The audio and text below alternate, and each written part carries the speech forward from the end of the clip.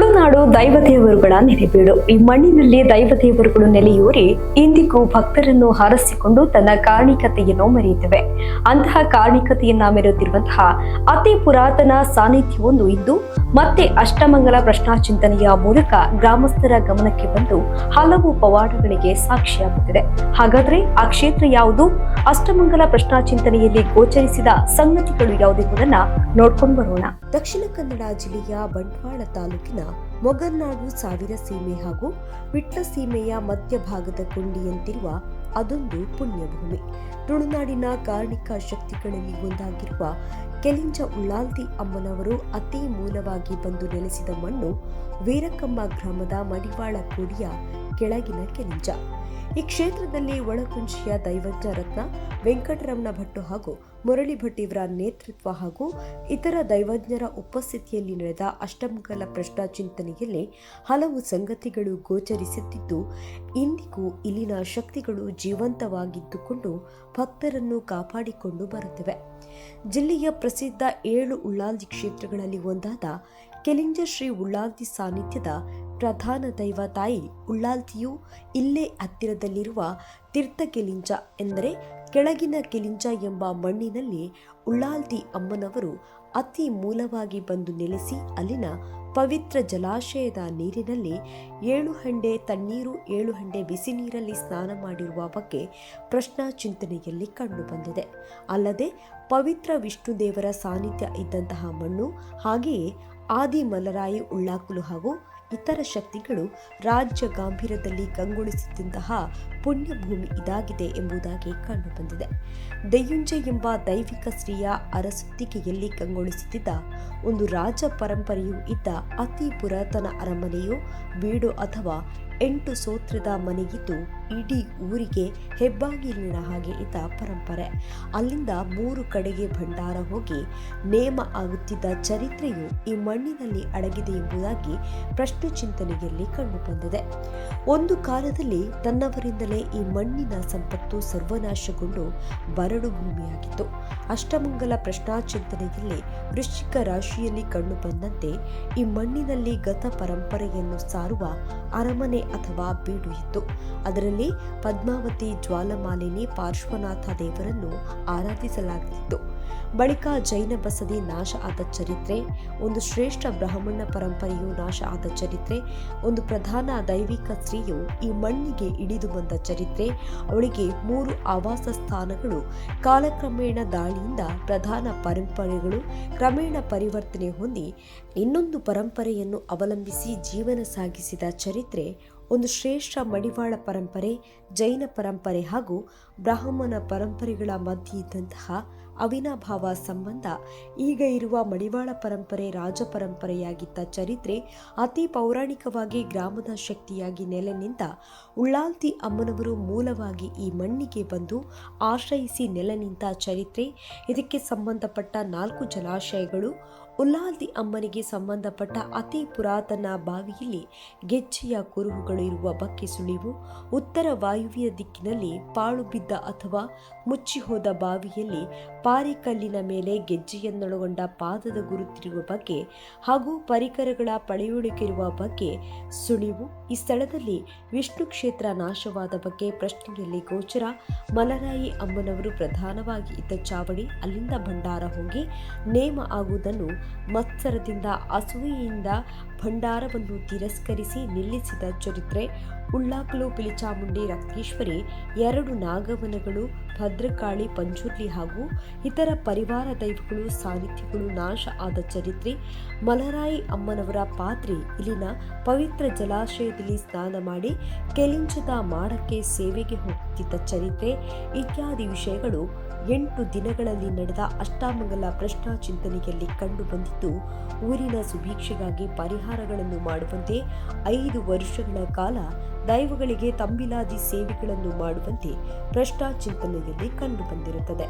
ಈ ಸಂದರ್ಭದಲ್ಲಿ ಮಾರ್ಗದರ್ಶಕರಾದ ಗುರೂಜಿ ಜಯಪ್ರಕಾಶ್ ಭಟ್, ಕೆಲಿಂಜದ ಆನುವಂಶಿಕ ಮೊಕ್ತೇಸರರಾದ ಪುಂಡಿಕಾಯಿ ಶಂಕರನಾರಾಯಣ ಭಟ್ ಹಾಗೂ ದೆಯ್ಯುಂಜೆ ವಂಶಸ್ಥರು ಹಾಗೂ ಗ್ರಾಮ ನಿವಾಸಿಗಳು ಉಪಸ್ಥಿತರಿದ್ದರು. ಪ್ರಧಾನವಾದ ಗ್ರಾಮಡು ಗ್ರಾಮದೇವರಂಟು ಬಂದು ಗ್ರಾಮದೈವಳೆಂದು ಒಂದು ಏಕಪ್ರಕಾರಡು ತಿಳಿದ ಪುಣ್ಯಮನ್ನಡು ಅದವೂದು ನಿಜಾಯನ ವರ್ತಕ ಉಳ್ಳಾಳ್ದು ಒಟ್ಟು ಚಾಮುಂಡಿ ಅಂಚೆನೆ ಒರಿಮಲ್ರಾಯನ ಧರ್ಮನು ದುಮ್ಮದಿ ಒಂದು ನಿಖಲ ಆರಾಧನೆ ಅನ್ಕೊಂಡು ಕುಟುಂಬದ ಏಕದ ಸತ್ತಲ್ನ ಕುಟುಂಬದ ನಾಕವಂತನ ದುಮ್ಮದಿ ಒಂದು ಏಕಪ್ರಕಾರಡು ಸಾನ್ನಿಧ್ಯ ಮೇಲ್ಕೊಂಡ ಸರ್ವಶಕ್ತಿಯನ್ನ ದುಮ್ಮದಿ ಒಂದು ಈ ತೀರ್ಥ ಕೆಲಸದ ಮಧ್ಯೆಲ್ಲ ಹೋದಿಡು ನಡಪಂಚಿತನ ಈ ಪ್ರಶ್ನ ಚಿಂತನದ ಭಾಗಗಳು ಪ್ರಧಾನವಾದ ಈತ ಸ್ವರ್ಣದೈತನ ಸೌಲಭ್ಯ ಈ ಹೊತ್ತಡು ನಮ್ಮ ಪೂರ ಸೇರಿ ಮನಸ್ಸಿನ ಪ್ರಾರ್ಥನೆ ಯಾವ ಕಾಲದ ಮಾಯನ ಯಾವ ಕಾಲದ ಶಕ್ತಿಯ ಮತ್ತು ಮಣ್ಣು ಎಂಚಿನ ಪೂರ ಅಡಕವಾದ ಉಂಡ ಇದು ಪೂರ ನಮಕ್ಕೆ ಗೊತ್ತುಜಿ ಅವಾಗ ಒಂದು ಕತ್ತಲಗಲೆಯಂಚಿನ ವಾತಾವರಣ ಈ ಕತ್ತಲೆಗೆ ಜ್ಯೋತಿಷ್ಯ ಪಂಪಿನ ಬಲ್ಪುಣದಿ ಒಂದು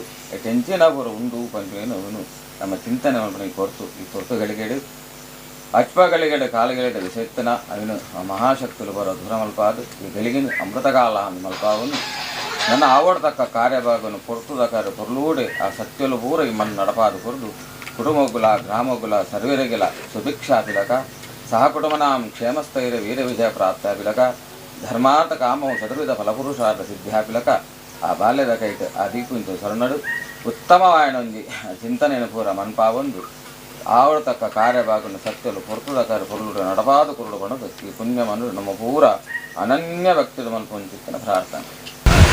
ಒಂದು ಭಾಗದಲ್ಲಿ ಒಳ್ಳೆ ಈಶ್ವರಾನುಗ್ರಹ ತೋರಿಸಿದ್ರೂ ಕೂಡ ಮತ್ತೊಂದು ಭಾಗ ಹೇಳುವುದು ಅತ್ಯಂತ ಗೌರವಿರುವ ಭಾಗ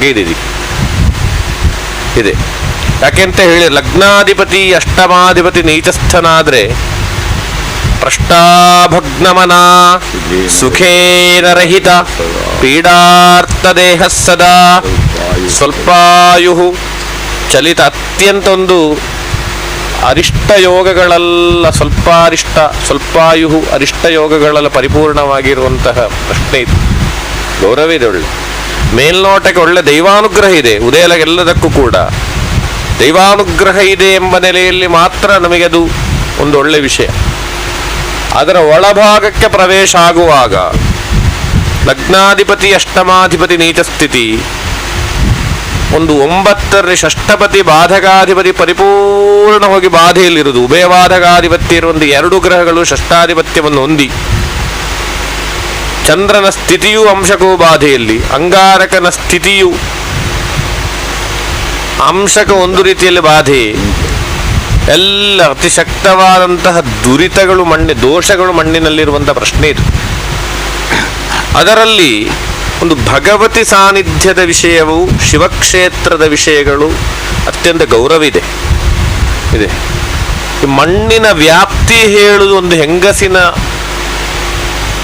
ಒಂದು ಅತ್ಯಂತ ಪೌರಾಣಿಕವಾಗಿ ಒಂದು ಅನ್ಯಸ್ತ್ರೇ ಈ ಮಣ್ಣಿನ ಹೆಂಗಸಲ್ಲದು. ಅನ್ಯಸ್ತ್ರೇ ಧನ ಸಂವೃತ ಪುರಬಲ ಗ್ರಾಮಗ್ರಣೀರ್ಮಂದದೃಕ್ ಸ್ವಕ್ಷೇತ್ರೇ ಮಲಿನ ಸ್ಥಿರಾರ್ಥ ವಿಭವ ಭೋಕ್ತಾ ಜಜಾತಸ್ಪುಮಾನ್. ಅಂತೂ ದೈವಾನುಗ್ರಹ ಅಂತ ಹೇಳೋದು ನಮಗಿದೆ. ಉದಯ ಲಗ್ನಕ್ಕೂ ಭಾವಿ ಕಾಲಕ್ಕೂ ಇದೆ. ಚಂದ್ರಾಂಶಕ ರಾಶಿಗೂ ಕೂಡ ಒಳ್ಳೆ ದೈವಾನುಗ್ರಹ ಇದೆ. ಎಲ್ಲವೂ ಸಾಧನೆ ಆಗ್ತದೆ. ಚಂದ್ರ ಯದ್ರಾಶಿ ಸಂನಶ್ಚಂದ್ರಾಂಶಃ ಸರಾಶಿಶ್ಚೇತ್ಯುಭಾನ್ವಿತ. ಅದಿಲ್ಲ, ಸ್ವರ್ಣಾಂಶಗಿರೋದು ಗುಣ. ಆ ಒಂದು ಚಂದ್ರಾಂಶಪತಿಯು ಸ್ವರ್ಣಾಂಶಪತಿಯ ನೀಚ ಸ್ಥಿತಿಯಾದ್ದು ಚಂದ್ರನ ಯೋಗಿರೋದು ಮಾತ್ರ ಗುಣ. ಗುರು ದೃಷ್ಟಿ ಇದೆ, ಅಲ್ಲಿಗೆ ಗುರು ದೃಷ್ಟಿ ಇದೆ. ಶುಭಗ್ರಹಗಳೆಲ್ಲ ಕೇಂದ್ರ ತ್ರಿಕೋಣಗಳಲ್ಲಿ ಬಂಧ ಇದೆ. ಈ ಮಣ್ಣಿನಲ್ಲಿ ಕೆಲವು ಆಭಿಚಾರಾದಿ ದೋಷಗಳು ಅತಿ ಶಕ್ತವಾಗಿ ಇವತ್ತಿಗೂ ಇದೆ. ಒಂದು ಭಗವತಿ ಸಾನ್ನಿಧ್ಯಕ್ಕೆ ಸಂಬಂಧಪಟ್ಟ ಹಾಗಿರುವಂತಹ ಅತ್ಯಂತ ಮಹಾಪ್ರಾರ್ಥನಾ ರೂಪದಲ್ಲಿ ಎಂಥದೋ ಈ ಮಣ್ಣಿನಲ್ಲಿ ಇವತ್ತು ಇದೆ. ಮಣ್ಣಿಗೆ ಸಂಬಂಧಪಟ್ಟ ವಿಷಯ. ಚಂದ್ರೇ ಬಾಧಾಲಯಸ್ಥೆ ಅಶುಭ ದೃಶಿಯುತೆ ಶುಭ ದೃಶಿಯುತೆ ಪ್ರಾರ್ಥನಾ ಹೇತು ದೋಷ. ಒಂದು ವಿಷಯಗಳು ತುಂಬ ನಮಗೆ ಇದರಲ್ಲಿ ಚಿಂತನೆ ಮಾಡಲಿಕ್ಕಿದೆ. ಇನ್ನೊಂದು ಒಳ್ಳೆಯದಾಗುವ ಲಕ್ಷಣ ಇರುವಂತಹ ಗ್ರಹಸ್ಥಿತಿ, ಅದು ಧೈರ್ಯವಾಗಿ ಹೇಳಬೇಕಾದ ವಿಷಯ. ಭಾವಿ ಕಾಲ ಒಳ್ಳೆಯದಾಗ್ತದೆ. ಅಲ್ಲಿ ಚಂದ್ರಾಂಶವು ಸ್ವರ್ಣಾಂಶವು ಲಗ್ನಾಧಿಪತಿ ಹೋಗಿ ಭಾಗ್ಯದಲ್ಲಿರುವುದು, ಭಾಗ್ಯಾಧಿಪತಿಯ ಯೋಗ ಈಗ ಲಗ್ನಾಧಿಪತಿಗೆ ನೀಚ ಸ್ಥಿತಿ ಹೌದು. ವರ್ತಮಾನ ಕಾಲದಲ್ಲಿ ಕೆಲವೊಂದು ಗೊಂದಲಗಳೆಲ್ಲ ಹಾಗೆ ಆಗ್ತದೆ, ಪ್ರಶ್ನೆಗೆ ಇರುವಂತಹ ಒಂದು ಸಂದರ್ಭ. ಇದು ಯಾವುದು ಬೇಡ ಅಂತೇಳಿ ಒಂದಾಲ ನನ್ನ ಬೋಡ್ಚಿ ಅಂತ ಹೇಳಿ ಆಲೋಚನೆ ಮಾಡಿದ್ದು ಉಂಟು. ಎಂಚಂಡ್ಲ ಮಲ್ಪುಗ ಅಂತೇಳಿ ಒಂದು ಹೋರಾಟಮಯವಾಗಿ ಆಲೋಚನೆ ಮಾಡಿದ್ದು ಉಂಟು. ನೀಚಾಧಿಪತಿಯಾದ ಚಂದ್ರನ ಉಚ್ಚಾಧಿಪತಿಯಾದ ಶುಕ್ರ ಆರೂಢಕ್ಕೂ ಲಗ್ನಕ್ಕೂ ಕೇಂದ್ರ ಇಲ್ಲ. ಒಂದು ಈ ಮಣ್ಣು ಹೇಳುವಂಥದ್ದು ಒಂದು ಸಾಮಾನ್ಯ ಮಣ್ಣು ಅಂತೇಳಿ ಭಾವಿಸಿದ್ರೆ ತಪ್ಪಿ ಹೋದಿತ್ತು. ಒಂದು ದೇವತಾ ಕೃಪಾ ಕಟಾಕ್ಷ ಇದ್ದ ಮಣ್ಣಿದು, ಸಂಶಯ ಎಂತ ಬೇಡ. ಸಾನ್ನಿಧ್ಯ ರಾಶಿಯಲ್ಲಿ ಗ್ರಹಗಳು 4ನೇ ಭಾವಾಧಿಪತಿಯೊಟ್ಟಿಗೆ ಸೇರಿಕೊಂಡು ಒಂದು ಶಿವಕ್ಷೇತ್ರದಾಗಿ ಒಂದು ಸಂಬಂಧವೋ ಒಂದು ಈ ಸ್ಥಳಕ್ಕೆ, ಈ ಜಾಗಕ್ಕೆ ಒಂದು ಶಿವನ ಕೋಪ ಇರುವ ಮಣ್ಣಿದು, ಶಿವನ ಕೋಪಕ್ಕೆ ತುತ್ತಾದ ಮಣ್ಣಿದು. ಅದು ಮಾತ್ರ ಅಲ್ಲ, ಒಂದು ಆರೂಢಪತಿಯೇ ನೀಚಸ್ಥನಾಗಿ ಷಷ್ಠಪತಿ ಆಗಿರುವಾಗ ಕೆಲವೊಂದು ಸಾನ್ನಿಧ್ಯಗಳನ್ನೆಲ್ಲ ನಾಶ ಮಾಡಿದ ಜಾಗ ಇದು. ಅದು ಪೃಥುಲನಯನ ವಕ್ಷಾವೃತ್ತ ಜಂಘೋರುಜಾನು ಜನಕ ಗುರು ವಿಯುಕ್ತ ಶೈಶವೇ ವ್ಯಾಧಿತಶ್ಚ. ಅದರಲ್ಲಿ ಒಂದು ರಾಜಸಮಾನವಾದಂತಹ ಜನಗಳ ಸಮೂಹವು, ಬ್ರಾಹ್ಮಣ ಸಮೂಹಗಳು ಪರಸ್ಪರವಾಗಿ ವೈರವಿದ್ವೇಷಗಳಿಂದ ಆಭಿಚಾರಾದಿಸಕ್ತರಾಗಿ ಪರಸ್ಪರವಾಗಿ ನಾಶ ಹೊಂದಿದ ಮಣ್ಣಿದು.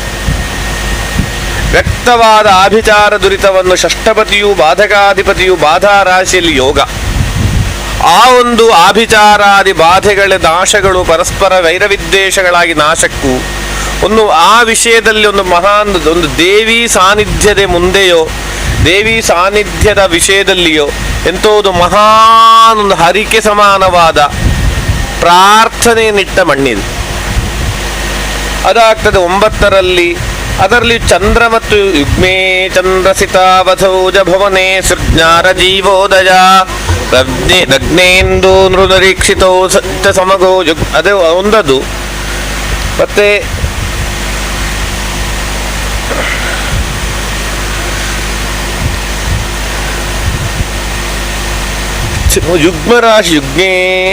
ಯುಗ್ಮರಾಶಿ ಲಗ್ನವಾಗಿ ಬಂದ್ರೆ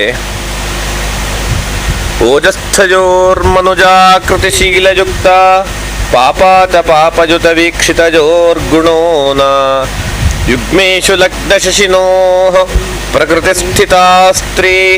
ಒಂದು ಜಾಗದ ಹೆಸರಿನಲ್ಲಿ ಪ್ರಶ್ನೆ ಇಟ್ಟರೂ ಕೂಡ, ಒಂದು ಕಮಲ ಅಂತ ಹೇಳುವ ವ್ಯಕ್ತಿಯನ್ನು ಸ್ವೀಕರಿಸಿಕೊಂಡ್ರೂ ಕೂಡ ಒಂದು ಭಗವತಿಯ ಹೆಸರಿನಲ್ಲಿ ಪ್ರಶ್ನೆ ಇಟ್ಟಾಗಿ ಉಂಟಿತ್ತು. ಅದು ವೃಶ್ಚಿಕ ರಾಶಿ ಲಗ್ನವಾಗಿ ಬಂದು ಚಂದ್ರಾಂಶವು ಲಗ್ನಾಧಿಪತಿಯಾದ ಅಂಗಾರಕನಿಗೆ ಯುಗ್ಮ ರಾಶಿಯಲ್ಲಿಯಾಗಿ ನೀಚಸ್ಥನಾಗಿ ವಕ್ರಶ್ಚ ಯುಗ್ಮೇ ಸ್ತ್ರೀಯಂ. ಅಲ್ಲಿ ಯುಗ್ಮಗ್ರಹವಾದಂಥ ಚಂದ್ರ ಬಲವಾನಾಗಿ ಯೋಗವು ಆದಿತ್ಯನೊಟ್ಟಿಗೆ ಅಧೋಮುಖ ರಾಶಿಯಾಗಿರುವಂಥದ್ದು. ಇದೆಲ್ಲ ನೋಡುವಾಗ ಒಂದು ಯುಗ್ಮತ್ವ, ಒಂದು ಸ್ತ್ರೀ ಭಗವತಿ ಸಾನ್ನಿಧ್ಯ ಅಥವಾ ಒಂದು ದೇವಿಯ ಹೆಸರಿನಲ್ಲಿ ಪ್ರಶ್ನೆ ಇಟ್ಟಾಗೆ ಕಾಣ್ತದೆ ನೋಡ್ಲಿಕ್ಕೆ. ಅದರಲ್ಲಿ ಪೃಥುಲನಯನ ವಕ್ಷಾವೃತ್ತ ಜಂಘೂರುಜಾನು ಜನಕ ಗುರು ವಿಯುಕ್ತ ಶೈಶವೇ ವ್ಯಾಧಿತಶ್ಚ ನರಪತಿ ಕುಲಪೂಜ್ಯ ಸ್ಪಿಂಗಲ ಕ್ರೂರಚೇಷ್ಟೋ ಝಷಾಕುಲಿಶಕಾಂಕಶ್ಚನ್ನ ಪಾಪೋಳಿಜಾತ. ಇದರ ಹತ್ತಿರ ಒಂದು ಪಟೇಲ ವೃತ್ತಿಯೋ ಶಾನುಭೋಗ ವೃತ್ತಿಯೋ ಇತ್ಯಾದಿಗಳಿದ್ದಂಥ ಒಂದು ಬ್ರಾಹ್ಮಣ ಪರಂಪರೆ ಈ ಮಣ್ಣಿನ ಪರಿಸರದಲ್ಲಿ ಎಲ್ಲಿಯಾದ್ರೂ ಒಂದು ಮೂಲೆಯಲ್ಲಿ ಯಾರು ವಾಸವಾಗಿತ್ತು ಅಥವಾ ಹಿಂದೆ ಒಂದು ಇತ್ತು ಅಂತ ಹೇಳುವ ಕೇಳ್ವೇನಾದ್ರೂ ಉಂಟಾ ಈ ಜಾಗ ಪರಿಸರದಲ್ಲಿ? ರಕ್ತೇಶ್ವರಿ ಅಲ್ಲದೆ ರಕ್ತೇಶ್ವರಿ ಪ್ರಧಾನವಾಗಿ ಒಟ್ಟಿಗೆ ಅದು ಆದಿತ್ಯ ಕೇಂದ್ರದಿಂದಾಗಿ ರವಿ ಕೇಂದ್ರಗತ ಚಂದ್ರ ಈ ಅಲ್ಲ ರವಿಕೇಂದ್ರ ರಕ್ತಬೀಜ ರಕ್ತೇಶ್ವರಿ ಜೊತೆ ಅಲ್ಲದೆ ಈ ಉಳ್ಳಾಳ್ತಿ ವಿಷಯ ಎಷ್ಟು ಸ್ಪಷ್ಟ ಅಂತ ಹೇಳಿದರೆ, ಈಗ ಅಲ್ಲಿಯ ಪ್ರಶ್ನೆಯಲ್ಲಿಯೂ ಕೂಡ ದಕ್ಷಿಣದ ಭಾಗದಲ್ಲಿ ಹೇಳೋ ವಿಷಯ ಸ್ಪಷ್ಟ, ಗ್ರಹಸ್ಥಿತಿ ಅಷ್ಟು ಸ್ಪಷ್ಟ. ಅಲ್ಲಿ ಈ ಗ್ರಹಸ್ಥಿತಿಯು ಕೂಡ ಹಾಗೆ ಅಲ್ವ. ಇದರ ಪೌರಾಣಿಕವಾದಂತಹ ಚಿಂತನೆ ಮಾಡಬೇಕಾದ ರಾಶಿ ಕರ್ಕಾಟಕ ರಾಶಿಯಾಗಿ ಉದಯ ಲಗ್ನಾಂಶಕಪತಿಯಾದಂತಹ ಲಗ್ನಾಂಶಕಪತಿಯಾಗಿ ಬುಧನೇ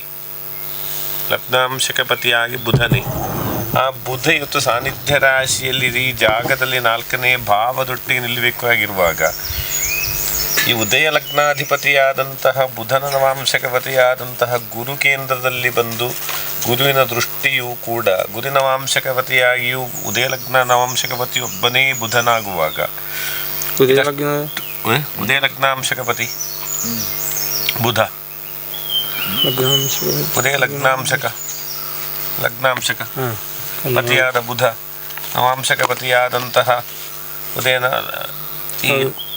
ಲಗ್ನಾಂಶಕಪತಿಯಾದಂತಹ ಬುಧನು ಮತ್ತೆ ಲಗ್ನ ಬುಧನ ಇದು ಬುಧ ರಾಶಿಪತಿಯಾದಂತಹ ಗುರುವಿನ ಕೇಂದ್ರವು ಇದೆಲ್ಲವೂ ಕೂಡ ಒಂದೇ ಸ್ವಭಾವದಲ್ಲಿರುವಾಗ ಚಂದ್ರ ಕುಜರ ಯೋಗ ಅದು ನಮಗೆ ಹೆಚ್ಚು ಬಲ ಅಂತೇಳಿ ಕೊಡುವಂಥ ವಿಷಯ.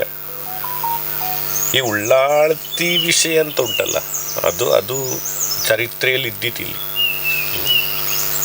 ಈ ಮಣ್ಣಿನಲ್ಲಿ ನಾಗ ಸಾನ್ನಿಧ್ಯ, ರಕ್ತೇಶ್ವರಿ ಪರಂಪರೆ, ಬ್ರಾಹ್ಮಣ ಪರಂಪರೆ, ಅದರಲ್ಲಿ ಬ್ರಾಹ್ಮಣ ಪರಂಪರೆ ಅಲ್ಲದೆ ಒಂದು ಉಳ್ಳಾಳ್ತಿಯಮ್ಮ ಅತ್ಯಂತ ಮೂಲವಾಗಿ ಬಂದು ಒಂದು ಆಶ್ರಯ ಇಲ್ಲಿ ಒಂದು ಆಶ್ರಯಿಸಿದ್ದು, ಇಲ್ಲಿ ಉಳಿದದ್ದು, ಇಲ್ಲಿಯ ಮನೆತನದಲ್ಲಿಯೋ ಈ ಜಾಗದಲ್ಲಿ ನಂಬಿಕೊಂಡು ಇದೊಂದು ಚರಿತ್ರೆ ಈ ಮಣ್ಣಲ್ಲಿ ಉಂಟಿದ್ದು.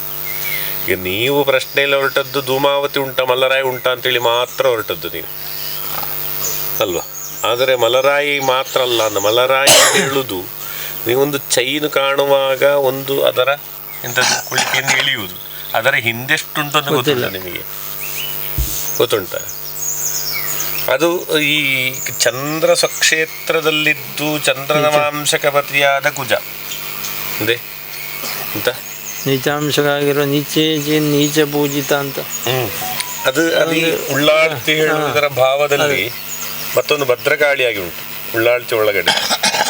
ಅದೆಲ್ಲಿ ಉಳ್ಳಾಳ್ತಿದ್ರು ಉಂಟ ಭದ್ರಕಾಳಿ, ಇಲ್ಲಿ ಮಾತ್ರ ಇರೋದು, ಕೆಲಿಂಜೆಯಲ್ಲಿ ಮಾತ್ರ ಇರೋದು, ಹೌದು, ಬೇರೆ ಇಲ್ಲಿಲ್ಲ. ಒಕೆತೂರಲ್ಲಿ ಇಲ್ಲ ಅಲ್ಲ, ಕಟ್ಟುವಾಗ ಇಲ್ಲ,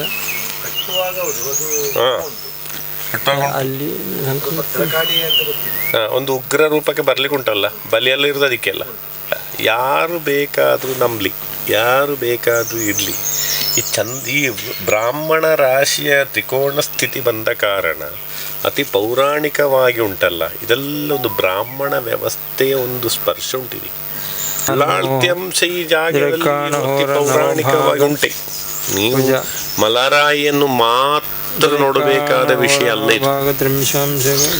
ಅದು ಇದಕ್ಕೆ ಸಂಬಂಧಪಟ್ಟ ಹಾಗೆ ಇವತ್ತು ಕೂಡ ಪ್ರಶ್ನೆಗೆ ಜಲಾಶಯಗಳು, ಉದಯ ರಾಶಿಗೆ ಸಂಬಂಧಪಟ್ಟ ಕೇಂದ್ರದ ಇಲ್ಲಿ 2-3 ಪ್ರಧಾನ ಜಲಾಶಯಗಳಿರುವುದು, ಅದರಲ್ಲಿ ಅದರ ಅಂಶಗಳು, ಅದರ ಕುರುಹುಗಳು, ಕೇಳ್ವಿಗಳು ಅಥವಾ ಏನಾದ್ರು ಇದ್ದಿತ್ತು.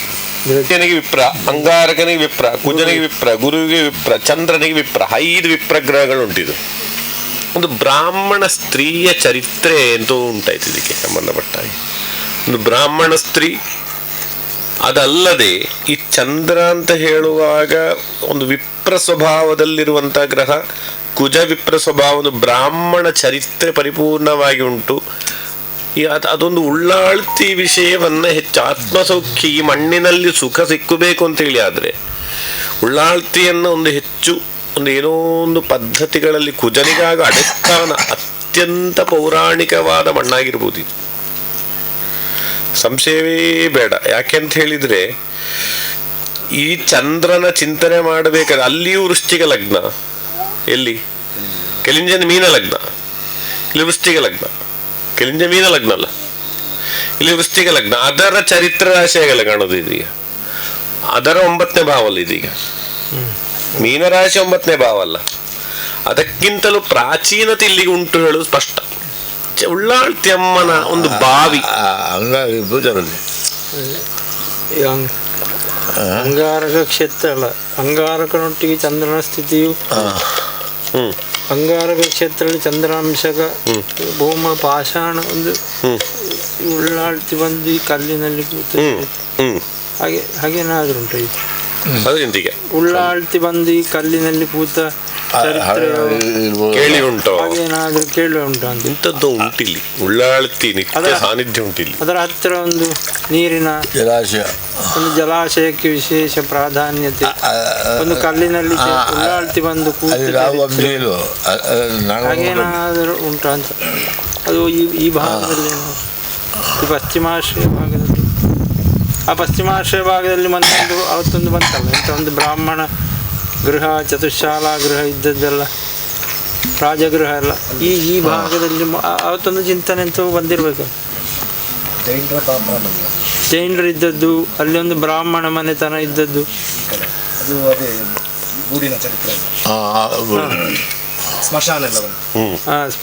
ಈ ಮಣ್ಣಿನಲ್ಲಿ ಉಳ್ಳಾಳ್ತಿಯಮ್ಮನ ಜಲಾಶಯ, ಅದರಲ್ಲಿ ಏನಾದರೂ ಆಯುಧಗಳು, 6ನೇ ಭಾವಾಧಿಪತಿಯಾಗಿರುವಾಗ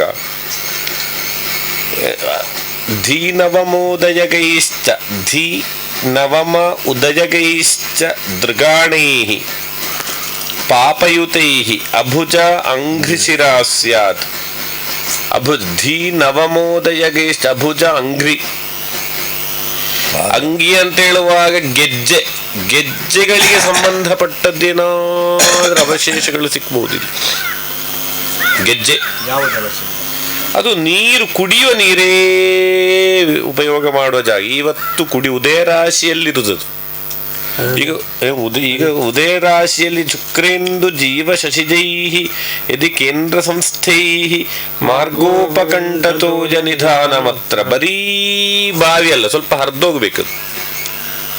ಮಳೆಗಾಲದಲ್ಲಿಯೂ ಅಥವಾ ಯಾವುದೊಂದು ಸಂದರ್ಭ ಹರಿದು ನೀರು ಹೋಗ್ಬೇಕಾದ್ರೆ. ಪೌರಾಣಿಕ ಕೂಪವನ್ನು ಚಿಂತನೆ ಮಾಡುವಾಗ ಈ ಮಣ್ಣಿನಲ್ಲಿ 4 ಜಲಾಶಯ ಇದ್ದಿತ್ತು. 4ರದ್ದಲ್ಲಿ ಅದರಲ್ಲಿ ಪೂರ್ವ ಆಗ್ನೇಯ ದಿಕ್ಕಿನಲ್ಲಿರೋ ಜಲಾಶಯಕ್ಕೆ ಹೆಚ್ಚು ಬಲ ಕಾಣ್ತದೆ. ಏನಾದ್ರೂ ಅವಶೇಷಗಳನ್ನು ತೋರಿಸಿಕೊಟ್ಟಿದ್ದಲ್ಲಿ ಕೆಲವೊಂದಲ್ಲ ಏನಾದ್ರೂ ಅವಶೇಷಗಳನ್ನು ಇಲ್ಲಿನ ತೆಕ್ಕೊಂಡದ್ದುಂಟ. ತೆಕ್ಕೊಂಡು ಸ್ವಲ್ಪ ನಷ್ಟ ಆಗಿದಲ್ಲ ಇಲ್ಲಿ ಒಂದಷ್ಟಲ್ಲ. ಯಾಕೆ ಅಂತ ಹೇಳಿದ್ರೆ ಈ ನೀಚ ಈಗ 12ರಲ್ಲಿ ಅಂಶಕ್ಕೆ ಇದ್ದುಕೊಂಡು ಅದು ನಷ್ಟ ಅಲ್ವದೀಗ. ಶತಾಕ್ಷೋಪಿ ತತ್ಸಕ್ಷದು ಅರ್ಥಸ್ಯ ನಾಶಂಕರೋತು, ಒಂದಷ್ಟಲ್ಲಿ ಇಲ್ಲಿನ ನಷ್ಟವಾಗಿ ಹೋಗಿದೆ ಅಂತ ಹೇಳ್ತದಲ್ಲಪ್ಪ. ಅದ್ಯಾಕೆ? ಯೋತಿಜಿತಾನ್ ಸುಹೃತ್ಸು ವಿಷಮಾನ್ ಪರದಾರರತಾನ್, ನಷ್ಟವಾಗಿ ಹೋದ ಚರಿತ್ರೆ ಉಂಟಿಲ್ಲಿ. ಅಂತೂ ಪರಿಕರಗಳು ಮಾತ್ರ ಅಲ್ಲ, ಆಯುಧ ಅಂತೇಳಿ ಅಲ್ಲ, ಕೆಲವೊಂದಷ್ಟಲ್ಲ. ಇದು ಧೀನವಮೋದಯಗೈಶ್ಚ ದೃಗಾಣೈಃ ಪಾಪಯುತೈಃ ಅಭುಜಾಂಘ್ರಿಶಿರಾ ಸ್ಯಾತ್. ಅದು ಹೇಳುದು ಕಾಲಿಗೆ ಕಾಲಿನಲ್ಲಿ ಧರಿಸುವಂತಹ ಕೆಲವು ವಿಷಯಗಳಿದು. ಹಾಗಿದ್ರೆ ಈ ಉಳ್ಳಾಳ್ತಿಯಮ್ಮನಿಗೆ ಅಥವಾ ಯಾವ್ದಾದ್ರು ಈ ಗೆಜ್ಜೆ ಯಾವುದಕ್ಕಿದ್ದದ್ದು, ಇಲ್ಲಿ ಗೆಜ್ಜೆ ಯಾವುದಕ್ಕರಿದ್ದ ಒಂದು ಗೆಜ್ಜೆ ಚರಿತ್ರೆ ಇದಕ್ಕೆ ಒಂದು ಸೇರಿಕೊಂಡು ಉಂಟು. ಗೆಜ್ಜೆ ಉಳ್ಳಾಳ್ತಿಯಮ್ಮನಿಗೆ ಸಂಬಂಧಪಟ್ಟದ್ದು, ಅದು ಒಂದು ಹೆಂಗಸಿಗೆ ಸಂಬಂಧಪಟ್ಟ. ಅದು ಎರಡನ್ನು ಚಿಂತನೆ ಮಾಡಬೇಕಾದ ಗ್ರಹ ಒಂದಿಲ್ಲಿ. ಒಂದ ಉಳ್ಳಾಳ್ತಿಯಮ್ಮನ ವಿಶೇಷವಾದ ಅನುಗೆ ಎಂತಾಗ್ತದೆ ಗೊತ್ತುಂಟು ಇದು ಶಿವಾನಂದರೆ. ಒಂದು ಭಗವತಿಯನ್ನು ಉಪಾಸನೆ ಮಾಡಿದಂತ ವ್ಯಕ್ತಿ ಕೊನೆಗೆ ಸ್ವಯಂ ಭಗವತಿಯಾಗಿ ಕನ್ವರ್ಟ್ ಆಗ್ತಾನೆ. ಅದರೊಂದು ವಿಷಯ ಉಂಟು. ಆವಾಗ ನೀವು ಉಳ್ಳಾಳ್ತಿಯಮ್ಮನೋ ಅಥವಾ ಹೆಂಗಸ ಅಂತ ಕೇಳಿದರೆ ಅವರ ಒಂದು ಭಕ್ತಿಯ ಮೂರ್ಧನ್ಯಾವಸ್ಥೆಯಲ್ಲಿ ಸ್ವಯಂ ಉಳ್ಳಾಳ್ತಿ ಇದು. ಮತ್ತೆ ಅಲ್ಲಿ ಅಂತಹವರಿಗೆ ಕೊನೆಗೆ ಆಗುವ ಅಪಚಾರಗಳು ಉಳ್ಳಾಳ್ತಿಯಮ್ಮನಿಗೆ ಆಗುವ ಅಪಚಾರಗಳಾಗುವುದಲ್ಲಿ. ಮಣ್ಣಿನಲ್ಲಿದ್ದಂತಹ ಒಂದು ಹೆಂಗಸಿತ್ತು ಇದರಲ್ಲಿ. ಅದು ಸ್ವಲ್ಪ ಗೌರವ ಇರುವ ಹೆಂಗಸಾಗಿರ್ಬೇಕಿತ್ತು. ಸ್ವಲ್ಪ ಗೌರವ ಅಂತ ಹೇಳಿದ್ರೆ ಒಂದು ಉಪಾಸನೆಯೋ ಅತಿ ಪ್ರಬಲವಾದಂತಹ ಒಂದು ಪದ್ಧತಿಯೋ ಆರಾಧನೆಗಳು ಆವೇಶಗಳು ಬರುವುದು ಇದೆಲ್ಲ ಇದ್ದ ಚರಿತ್ರೆ ಇದ್ದಿರ್ಬೇಕಿತ್ತು. ಹಾಗೊಂದು ಲಕ್ಷಣ ಕಾಣ್ತದೆ ಇದು. ಯಾಕೆ ತಾನು ತನ್ನ ದ್ರೇಕಾಣದಲ್ಲೇ ತನ್ನ ನವಾಂಶಕದಲ್ಲೇ ಇರುವಂತಹ ಗ್ರಹ ಆರೂಢದಲ್ಲಿ ನವಾಂಶಕ ಪತಿಯಾಗಿಯೂ ಕೂಡ ಆರೂಢಪತಿಯೇ. ಚಂದ್ರನ ನವಾಂಶಕ ಪತಿ ಮತ್ತು ಆರೂಢಪತಿ ಅಲ್ವಾ? ಚಂದ್ರನ ನವಾಂಶಕವತಿ ಆರೂಢಪತಿಯಾಗಿ ಬರುವಾಗ ಚಂದ್ರ ಒಟ್ಟಿಗಿರ್ಬೇಕಿದ್ರೆ ಇಬ್ಬರು ಬಂದು ನಾನು ಆಗೊಂದು ಮಾತು ಹೇಳಿದ್ದೇನೆ, ಉಪಾಸನೆಯಲ್ಲಿ ತಾನು ತನ್ನವನ್ನೇ ಭಗವತಿಯಲ್ಲಿ ಒಂದು 9ರಲ್ಲಿ ಈ ಮಣ್ಣಿನ ಉಪಾಸನಾ ದೇವತೆ ಯಾರು ಅಂತ ಕೇಳಿದ್ರೆ ಉಳ್ಳಾಳ್ತಿ ಚಂದ್ರ. ಮತ್ತೆಲ್ಲ ಬಾಕಿ ಇರುವುದೆಲ್ಲ ಅದರ ಒಟ್ಟಿಗೆ ಅದುವೇ ಉಂಟು ಅಂತ ಹೇಳಿದ್ರೆ ಮತ್ತೆಲ್ಲ ಆಗಿದ್ರೆ ಉಳ್ಳಾಕ್ಲಿಲ್ಲಿ ಉಂಟು. ಉಳ್ಳಾಕ್ಲಾಗ್ಬೇಡ, ನಾನೊಂದು ಮಾತು ಹೇಳಿದ್ದೆ ನಿಮಗೆ, ಉಳ್ಳಾಕ್ಲಿಲ್ಲಿ ಉಂಟು. ಅದು ಮೇಷರಾಶಿಯಲ್ಲಿರುವಾಗ ಮೇಷರಾಶಿ ಕರ್ಮಾಧಿಪತಿ ಆಯ್ತು. ಶಿವ ದೇವಸ್ಥಾನ ಬೇರೆ, ಉಳ್ಳಾಕುಳು ಬೇರೆ, ನೆನ್ಪಿಟ್ಟುಕೊಳ್ಳಿ, ಅದು ಬೇರೆ. ಯಾಕೆಂದ್ರೆ ಈಗ ಮೀನರಾಶಿಯಲ್ಲಿರ್ಬೇಕಿದೆ ಶಾಸ್ತ ಆಖೇಟ ಪಿಶಾಚಕಶ್ಚ ಗುರುಭೇ, ಶಾಸ್ತ ಆಖೇಟ ಪಿಶಾಚಕಶ್ಚ ಗುರುಭೇ ಗಂಧರ್ವ ಭೇದೋ ಮಣಿಸಂಘಾತಾರ್ತವ ವಿಶ್ರುತೋಥ ನಿಜಭೇ ಪ್ರೇತಸ್ಪಿಶಾಚಾದ್ಯಪಿ. 5ನೇ ರಾಶಿಯಲ್ಲಿರುವಂತಹ ಬುಧ ಹೇಳುವಾಗ, ಬುಧ ಇವತ್ತು ಶನಿನವಾಂಶಕದಲ್ಲಿರುವಾಗ ಮಲರಾಯ ಸ್ವರೂಪ. ಶುಕ್ರ ಹೇಳುದು ಕೂಡ ಇವತ್ತು ಬುಧನವಾಂಶಕದಲ್ಲೇ ಇರುವಾಗ ಅದೊಂದು ಉಳ್ಳಾಳ್ತಿ ಅಮ್ಮನ ರೂಪ. ಶನಿ ಹೇಳುದು ಕೂಡ ಇವತ್ತು ಒಂದು ಸೂರ್ಯನವಾಂಶಕದಲ್ಲಿರುವಾಗ ಉಳ್ಳಾಕ್ಲಿನ ರೂಪ. ಒಟ್ಟಿಗೆ ನಾಗ ಅದು ಒಟ್ಟು ಕೂಡ 5ನೇ ರಾಶಿಯಲ್ಲಿ ಚಿಂತನೆ ಮಾಡ್ಲಿಕ್ಕೆ ಆಗ್ತದೆ ನಮಗೆ. ಆ 5ನೇ ರಾಶಿಯಲ್ಲಿ ಅಷ್ಟಿಗೆ ಉಚ್ಚಸ್ಥನಾದಂತಹ ಶುಕ್ರ ಬುಧನವಾಂಶಕದಲ್ಲಿದ್ರೂ ಕೂಡ, ಬುಧ ಅಂತ ಹೇಳಿದ್ರೆ ಯಾರು, 4ನೇ ಭಾವಾಧಿಪತಿ, ಗಮನಾಗಮ ವ್ಯವಸ್ಥೆಗಳಲ್ಲಿ ಮಣ್ಣಿನಲ್ಲಿ ಇರಬೇಕು. ಏನಾದ್ರು ಕೇಳಿ ಉಂಟ ನಿಮಗೆ ಈ ಜಾಗದಲ್ಲಿ ಏನಾದ್ರು ಒಂದು ಎಂತಾರು ಇತ್ತೊಂದು ಅಡಿಸ್ಥಾನದಾಗಿರೋ ಜಾಗ ಇತ್ತು, ಒಂದು ಸಂಶಯ ನೀವು ಬಿಟ್ಟು ಬಿಡಬೇಕು, ಈ ಜಾಗದಲ್ಲಿ ಇತ್ತೋ ಇಲ್ವೋ ಅಂತ ಹೇಳಿ ಒಂದು ಗೊಂದಲ ಉಂಟು ನಿಮಗೆ. ಅದು ಇತ್ತೇ, ಸಂಶಯ ಬೇಡ. ಅದು ನೀವು ಆ ಗೊಂದಲಲ್ಲಿ ಇಟ್ಟುಕೊಳ್ಳೋದು ಬೇಡ. ಅದು ನೀವು ಬರುವಾಗ ನಿಮ್ಮ ಹಿರಿಯರೆಲ್ಲ ಪ್ರಾಕಿನಲ್ಲಿ ನೋಡುವಾಗ ಉಳ್ಳಾಳ್ತಿ ಮಲರಾಯಿ ಇದೆಲ್ಲ ಒಂದು ಪ್ರಸ್ಥಾನ. ಇದು ಉಳ್ಳಾಕ್ಲು ಬೇಕು. ಒಟ್ಟಿಗೆಲ್ಲ ಒಂದೇ ಪೀಠದಲ್ಲೆಲ್ಲ ಒಂದೇ ಪೀಠದಲ್ಲಿ ಇರ್ಲಿಕ್ಕಿಲ್ಲ. ಅದು ಇದರ ಒಂದು ಚಾರಿತ್ರಿಕವಾದಂತಹ ಹಿನ್ನೆಲೆ ಇದ್ದಿತ್ತು.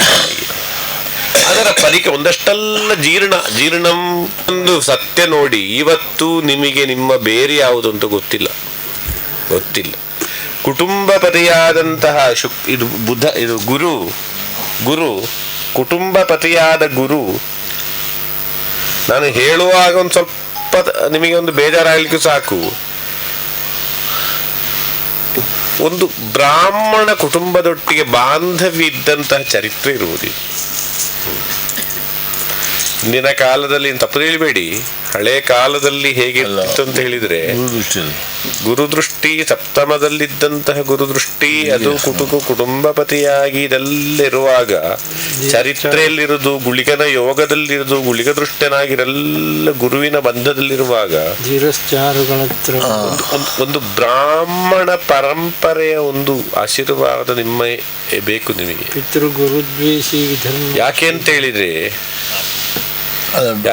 ಕುಟುಂಬ ರಾಶಿ ಕ್ಷತ್ರಿಯಂತ್ಯಷ್ಟಮ ಸಂಸ್ಥಿತೋ ಯದಿ ಗುರು ಪಾಪಾನ್ವಿತೋ ವೀಕ್ಷಕ ದೇವಬ್ರಾಹ್ಮಣ ಪೂರ್ವವೈರ ಮುದಿತಂ ಅಂತ ಹೇಳೋ ಒಂದು ಚರಿತ್ರೆಯ ಜೊತೆಯಲ್ಲಿ ಕುಟುಂಬ ರಾಶಿಗೆ ಯೋಗ. ಎರಡನೆಯದ್ದು ಪೌರಾಣಿಕವಾಗಿ ಹೇಗಿರ್ತದೆ ಅಂತ ಹೇಳಿದ್ರೆ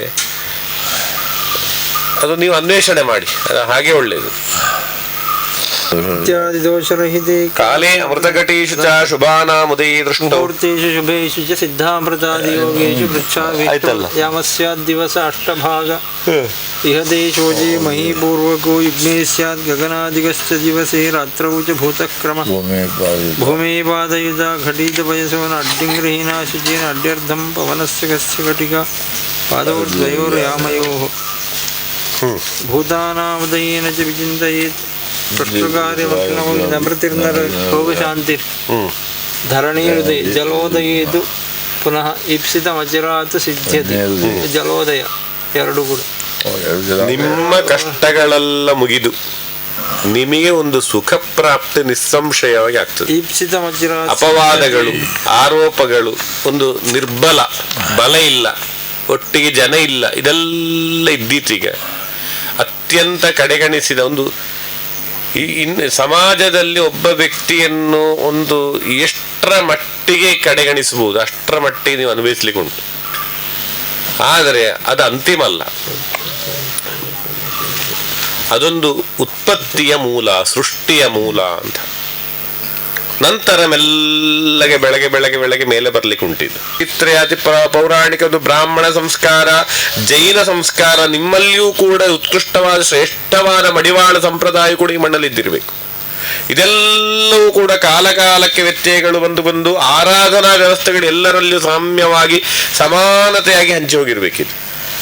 ಅದರಲ್ಲಿ ಒಂದಷ್ಟು ತೆಕ್ಕೊಂಡು ಜಲಾಶಯಕ್ಕೆ ಹಾಕಿದ್ದು, ದುರ್ಮರಣಗಳಾದ್ದು, ನಾಶ ಮಾಡಿದ್ದು, ಹೊತ್ತುಕೊಂಡು ಹೋದಿಲ್ಲಿಂದ ಒಂದಷ್ಟು ಎಷ್ಟೋ ಕಾಲಗಳಿದು ಎಂಥದ್ದು ಯಾವುದೇ ರೀತಿಯಾದಂತಹ ಒಂದು ಏಳಿಗಿಲ್ಲದೆ, ಯಾವ ಒಂದು ನಾಥನಿಲ್ಲದೆ ಇದೆ, ಅದೇ ರೀತಿ ಹಡಿಲು ಬಿದ್ದ ಚರಿತ್ರೆ ಕಾಲ ಇರ್ಬೋದು ಇದಕ್ಕೆ. ಇದೆಲ್ಲ ಇದರ ಒಂದು ಮೂಲವಾದ ಚರಿತ್ರೆ. ಉತ್ಪತ್ತಿಗೆ ಕಾರಣರಾದವರು ಇಲ್ಲ, ಗುರುಯುಕ್ತ ಇದು ಈ ರೀತಿ ಮಾಡಿಕೊಂಡು ಬನ್ನಿ ಅಂತೇಳಿ ಒಂದು ಗುರುಸ್ಥಾನದಲ್ಲಿದ್ದವರು ಇಲ್ಲ. ಶೈಶವೇ ವ್ಯಾಧಿತಶ್ಚ, ಇದರ ಅತ್ಯಂತ ಪ್ರಾರಂಭಿಕ ಅವಸ್ಥೆ ಹೇಳುವುದು ಕಷ್ಟ. ಆದರೆ ತದನಂತರ ನರಪತಿ ಕುಲ ಪೂಜ್ಯ, ತದನಂತರ ಒಂದು ರಾಜಸಮಾನವಾದ ಅವಸ್ಥೆಗೆ ಬೆಳೆದು ನಿಲ್ತದೆ.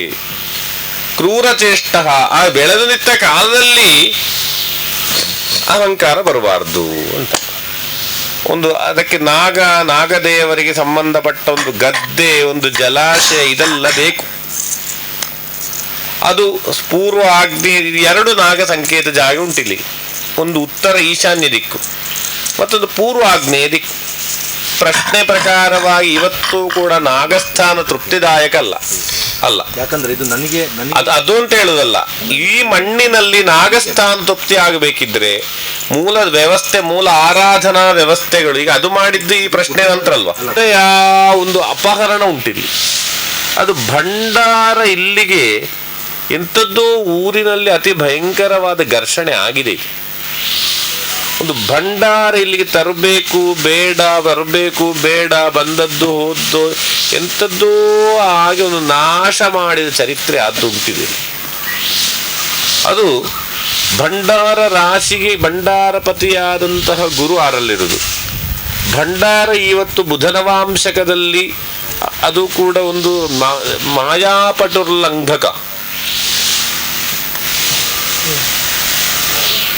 ಬುಧನವಾಂಶಕದಲ್ಲಿ ಶನಿದೃಷ್ಟನಾಗಿರುವಂಥದ್ದು. ಭಂಡಾರದ ಅಂಶಕಕ್ಕೂ ಭಂಡಾರದ ಪತಿಗೂ ಭಂಡಾರ ರಾಶಿಗೂ ಎಲ್ಲ ಶನಿದೃಷ್ಟಿ ಉಂಟಿದು. ಉಳ್ಳಾಳ್ತಿಗೆ ಸಂಕಲ್ಪ ಮಾತ್ರವೇ ಆಗಿ ಏನಾದರೂ ಭಂಡಾರದ ವ್ಯವಸ್ಥೆ ಇದ್ರೆ ಅದು ಮಲರಾಯಿ.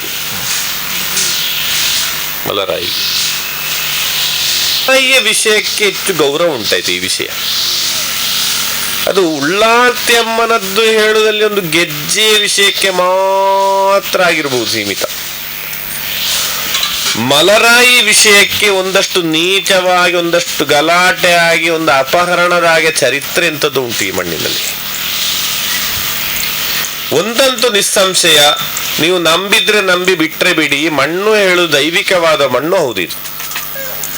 ಮಣ್ಣ ಅಲ್ಲದ್ದನ್ನು ನಮಗೆ ಹೇಳಬೇಕಾದ್ದು ಯಾವ ಅನಿವಾರ್ಯತೆ ನಮಗಿಲ್ಲ. ಎಷ್ಟೋ ಕಡೆಯಲ್ಲಿ ಇಲ್ಲದನ್ನು ಇಲ್ಲ ಅಂತಲೇ ಹೇಳಿ ಬಂದ ಚರಿತ್ರೆ ಉಂಟು.